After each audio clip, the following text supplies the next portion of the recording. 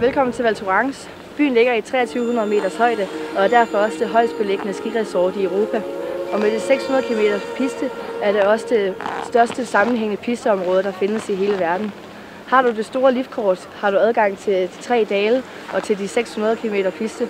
Men er du ikke så erfaren, kan du nøjes med at købe et lille liftkort og køre rundt på 150 km piste her i Val Thorens.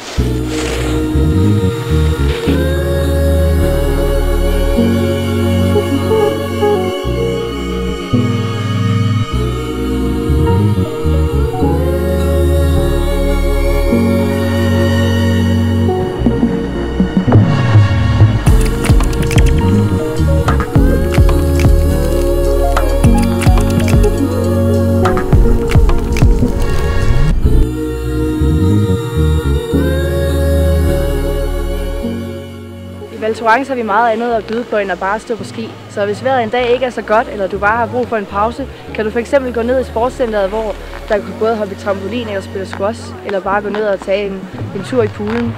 Man kan også tage en tur på vores 6 km kælkebane herovre, eller køre på snescooter, hvis det er det, man har lyst til.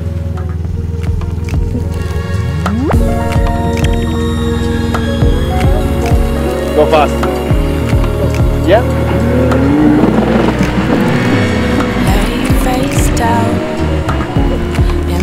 It feels wrong.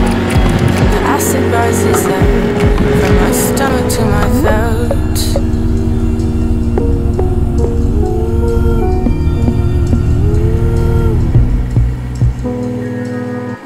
Her i Frankrig er vi ikke særlig kendt for vores afterski, men i Val Thorens har vi formået at få skabt et rigtig godt afterski, som blandt andet består af La Folie Douce, som ligger heroppe på Plan Syd og åbner klokken 3, hvor de giver op for en masse gøjl.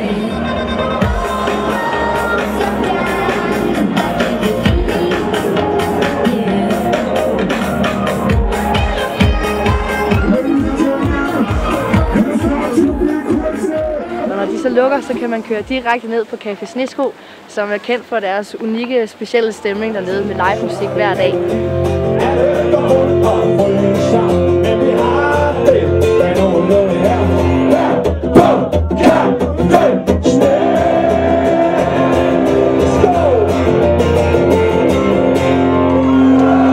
det er jo skilivet, vi er kommet ned for, så lad os ud og kigge på det.